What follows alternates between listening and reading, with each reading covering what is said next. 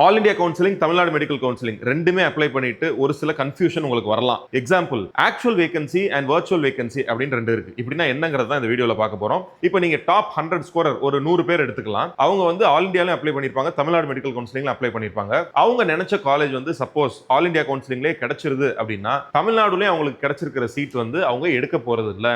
அப்ப இந்த மாதிரி அவங்க விட்ட அந்த சீட்ஸ் தான் வந்து செகண்ட் ரவுண்டுக்கு என்னவா வரப்போகுது அப்படின்னா வேகன்சியா வரப்போகுது. அந்த வேகன்சியை தான் நம்ம ஆக்சுவல் வேகன்சி அப்படின்னு சொல்றோம். வர்ச்சுவல் வேகன்சினா என்ன?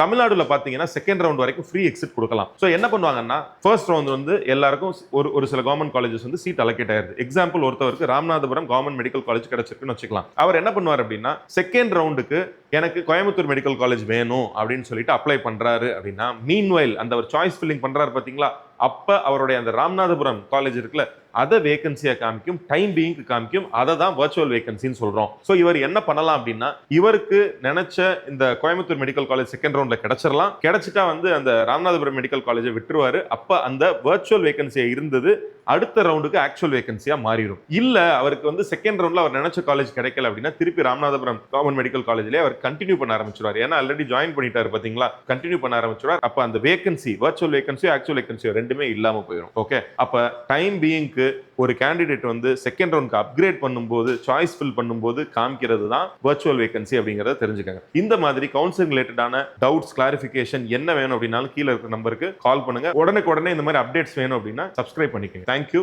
Happy learning.